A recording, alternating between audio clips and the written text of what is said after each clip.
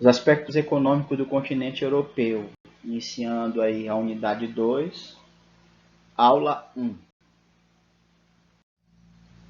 Aspectos econômicos. Então nós temos aí a economia europeia, ela é diversificada, competitiva e marcada pela intensa utilização de tecnologia, tanto, né, na agropecuária quanto na indústria.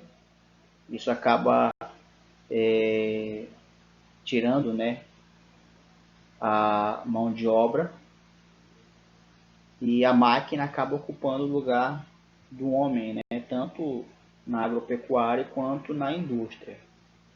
Então, o setor terciário, por exemplo, ele emprega grande parte da população economicamente ativa do continente. Tal fato não está ligado apenas à diminuição da oferta de postos de trabalho nos setores, nesse caso em outros setores, né? E ele se relaciona também ao crescimento do setor terciário, por oferecer cada vez maior variedade de serviços à população. Isso acaba necessitando mais mão de obra. Temos o setor primário. O setor primário envolve aí a agricultura, envolve a pecuária, envolve a extração mineral, vegetal. A agricultura, por exemplo, europeia é muito produtiva, né? Graças à utilização da tecnologia de ponta. Entre as principais culturas agrícolas do continente destacam-se a uva, as azeitonas, né? São desenvolvidas principalmente na região do Mediterrâneo, ao sul da Europa, por causa das condições climáticas, né, que são favoráveis aos cultivos de forma geral. Temos também nessa região o cultivo de tabaco, de frutas cítricas, né? Temos os cereais, em especial aí o trigo e a cevada, que são cultivados na Rússia, na França, Alemanha, Ucrânia. Né? Temos aí o cultivo de beterraba, que é feito principalmente na Rússia, Alemanha, Turquia e França. O outro destaque aí é a chamada pecuária intensiva, onde se utiliza muita tecnologia e o gado ele fica preso em um confinamento, né? Então é bem expressiva no continente. A grande parte do rebanho é utilizada para a produção de leite, queijo, manteiga e outros derivados. E os destaques são para a Alemanha e para a França. Embora aí tenham uma grande produção agropecuária, os países europeus eles não são autossuficientes. Então isso faz com que eles tenham que comprar, né, ou importar produtos de outras regiões do mundo. Então tal fato, né, como a Europa é um grande importador de produtos agrícolas, né? Um outro fator também é em relação ao litoral. Por exemplo, a pesca ela é intensa nessa região dos países europeus, principalmente aí a Espanha, Noruega, Rússia, Islândia, Dinamarca, Portugal, que se destacam. Sobre os recursos minerais do continente, alguns deles se destacam, por exemplo, minério de ferro, que é extraído na Alemanha, na Rússia, Eslováquia, no Reino Unido. Temos o carvão, que é encontrado na Polônia, na Alemanha, na Rússia, no Reino Unido.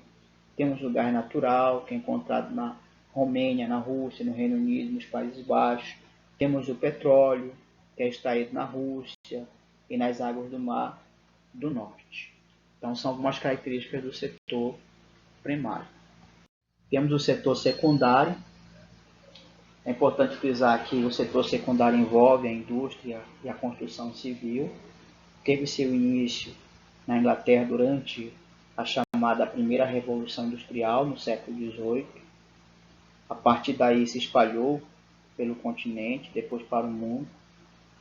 É bem intensa a industrialização na Europa, né?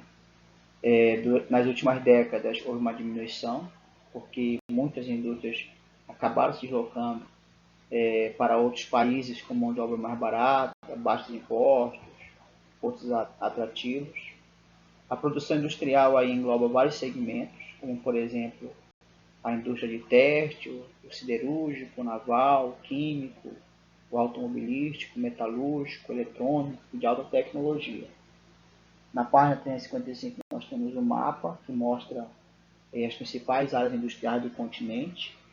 Então, as principais áreas, segundo o mapa, são a França, a Bélgica, os Países Baixos, a Inglaterra, a Alemanha, o norte da Itália, né? Em outras partes da Europa, como por exemplo na Rússia e na Ucrânia, se destacam também na indústria tradicional. Né? Esses países se industrializaram no período da Guerra Fria. Eles receberam grandes investimentos, né, dos governos na época, que são chamados de investimentos estatais. Porém, quando terminou a Guerra Fria, eles tiveram que modificar seus investimentos e foram obrigados a aderir ao capitalismo.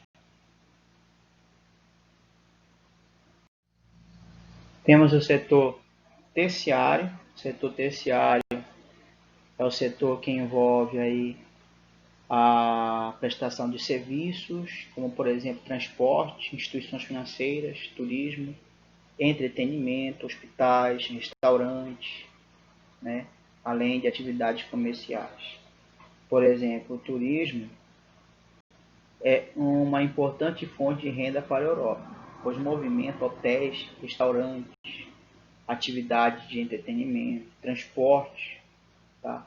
Em 2017, o turismo movimentou diretamente o correspondente a cerca de 10% do PIB dos países da União Europeia, segundo o Parlamento Europeu. O continente é o primeiro destino turístico do mundo que corresponde a 42% das viagens realizadas, né, na Europa, segundo o Parlamento Europeu. Um outro fator também, né, os países, por exemplo, que mais se destacam no turismo, nós temos aí a França, a Espanha, nós temos a Itália, a Alemanha, Reino Unido e Grécia, né? São países atrativos.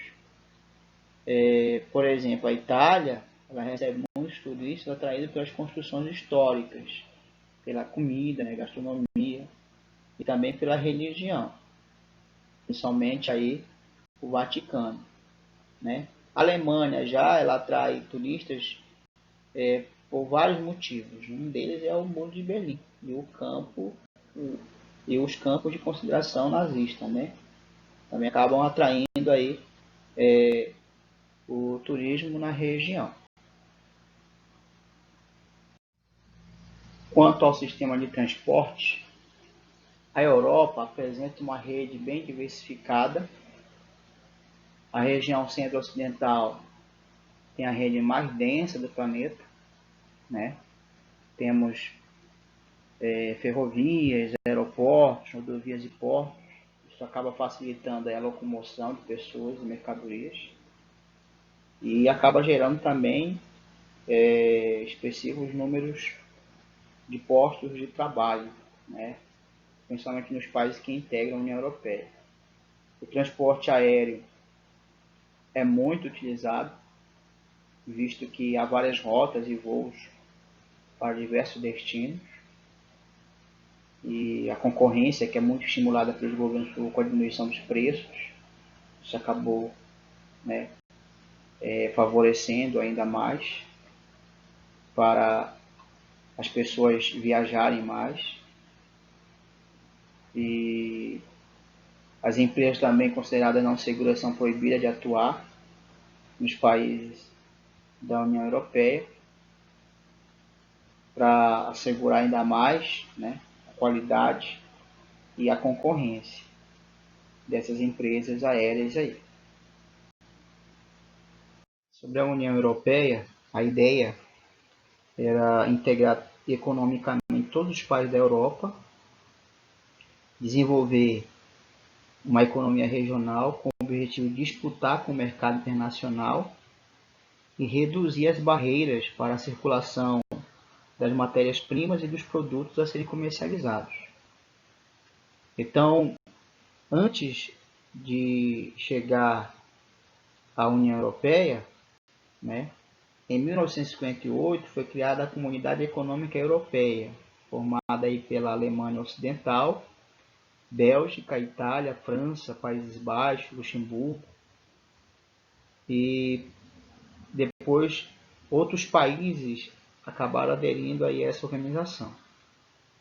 Então, como mostra o slide, a União Europeia foi constituída pelo Tratado de Maastricht, que entrou em vigor de novembro de 1993. Nesse tratado foram propostos o fim de barreiras alfandegárias e a implantação de uma moeda única, o euro, que substituiu as moedas de vários países membros a partir de 2002. Porém, Dinamarca e Reino Unido decidiram não adotar o euro. A União Europeia criou algumas instituições importantes para regulamentar as questões políticas, econômicas e sociais, como o Parlamento Europeu, o Conselho de Ministros e a Comissão Europeia. Em 2013, após o ingresso da Croácia, a União Europeia passou a agregar 28 países membros. No dia 26 de junho de 2016, o Reino Unido realizou um plebiscito para que a população pudesse votar pela permanência do país da União Europeia e pela saída dele. E aí, com 52% dos votos, a população optou pela saída. Essa saída ficou conhecida como Brexit, ou Britain Exit, né? A saída da Bretanha. Né? Então, a saída do Reino Unido ela deverá ser oficializada até dia 31 de dezembro de 2020. Tá? Tem um porém, importante frisar um porém. Né? Com essa pandemia toda aí, muitas coisas acabaram mudando e possivelmente a saída também da Grã-Bretanha, possivelmente também ela será adiada. Tá bom?